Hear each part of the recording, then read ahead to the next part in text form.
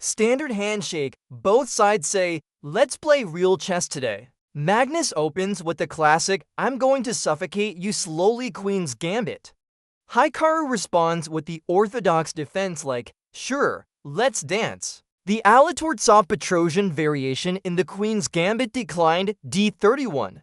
This is a much more specific and sophisticated line than the general orthodox defense. This variation remains popular today because it offers black solid development, flexible pawn structure, transpositional possibilities, reduced tactical complications usually. The CARLSEN NAKAMURA game shows how even the most solid openings can explode into... Hikaru immediately starts stirring the pot with bg4.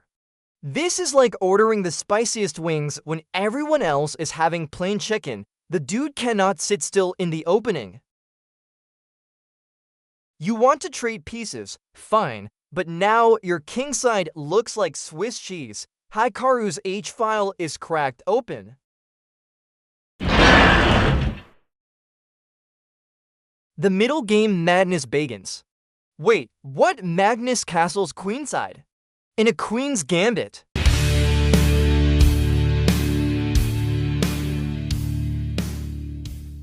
Meanwhile, Hikaru's pushing b5 like he's at a poker table going, "I'm all in."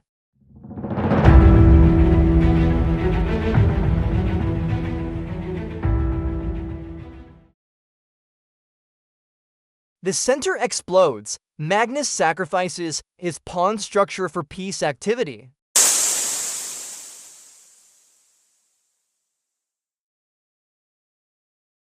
The plot thickens. We have a problem.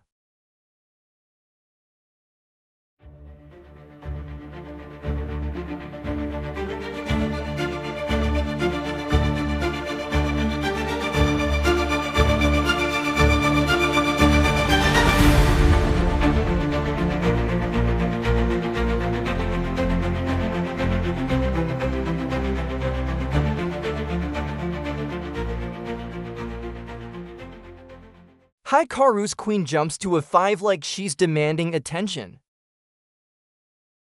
Magnus tucks his king away on b1 smart boy while starting the most bonkers kingside attack with h4.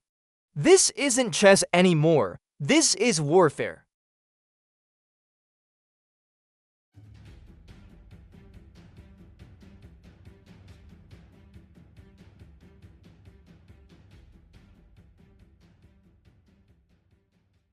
Can you spot the stronger move Hikaru missed instead of rook e8?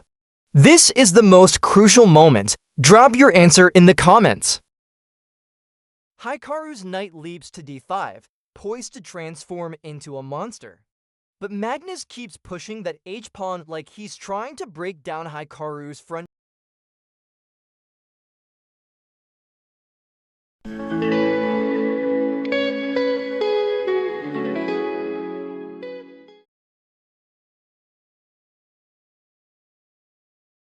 That h6 pawn is a splinter in Hikaru's eye. It's sitting there on h6 like an unwelcome party guest who won't leave.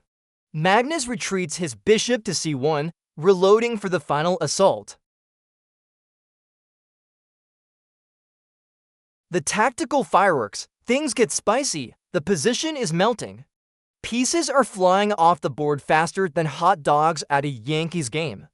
Hikaru sacrifices his b-pawn to break open Magnus's queenside, but Magnus gobbles it up and maintains his grip.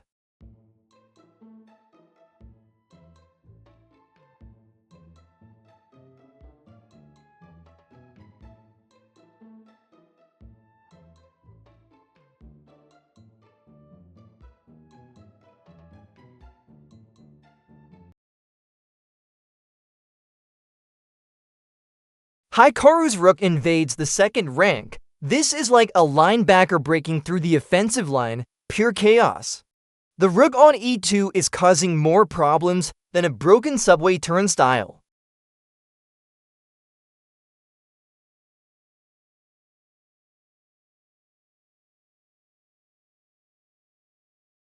Magnus takes the g5 pawn with his knight. This is absolutely bananas. He's trading material for attack like he's at a pawn shop, but he knows something we don't. G4.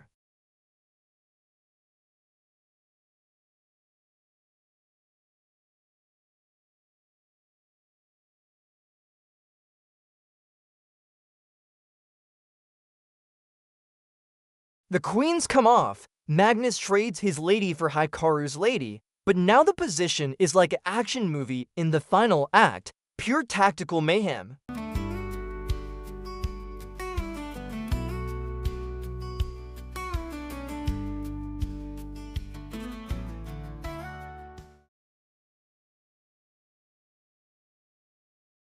Magnus's knight retreats to f3, eyeing the kingside like a hawk. That h6 pawn is still there, haunting Hikaru's dreams. The grand finale, the Norwegian hammer drops. Ladies and gentlemen, the double rook lift. Magnus swings both rooks to the g-file, the king gets checked, and has to shuffle to h7. Why not rook takes rook? Drop your answers in the comment.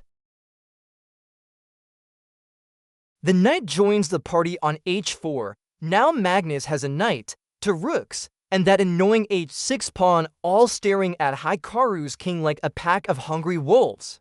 And Hikaru throws in the towel. He takes one of the rooks with our xg7, but it's like trying to put out a house fire with a water gun. Magnus has too many pieces aimed at the black king. Please like and subscribe to the channel if you like.